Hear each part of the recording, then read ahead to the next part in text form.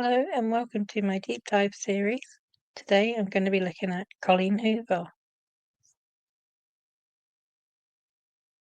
Colleen Hoover is a controversial author who is known for writing books that include domestic violence themes but marketing them as romance novels. To date, she has written over 25 books since her first novel was published in around 2011-2012. Her 2016 novel, It Ends With Us, was the first of her books to be adapted to a film. Justin Baldoni liked the book and wanted to produce a film that spoke to people who have experienced domestic abuse. He partnered with domestic abuse charity No More to try and capture domestic abuse with authenticity and signpost resources to people who need them. Hoover proudly originates from Texas, where she still lives to this day. She is married to her husband Heath, and they have 3 children together. Her mother is Vanoy Veit, and her father is Eddie Fennell. According to Hoover, her mother experienced domestic abuse at the hands of her father, and Hoover's experience of witnessing this was the inspiration for It Ends With Us. According to Hoover, she divorced him before I turned 3. Every memory beyond that of my father was a good one.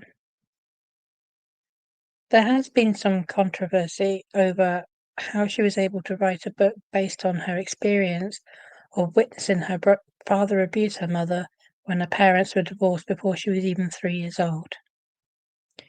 Colleen Hoover has contradicted herself in interviews when describing how much of the abuse her mother suffered is depicted in the book. In one interview, she says only the oven scene is part of the real story. But then she's done another interview where she says the whole book is the real story. I will post a link to those interviews in the description. Further controversy came when one of Hoover's sons, Levi, was accused of online sexual harassment by an underage girl in 2022.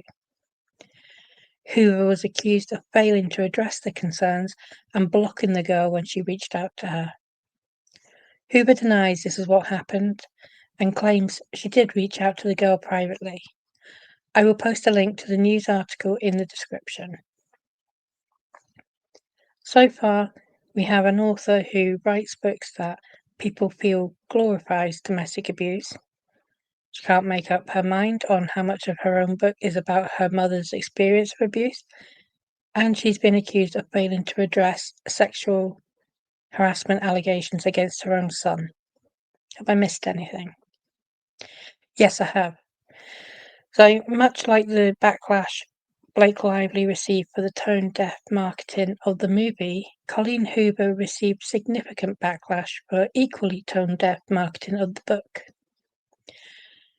It Ends With Us, the book, had a colouring book planned for release, but this was withdrawn following criticism of insensitivity given the book's theme of domestic violence.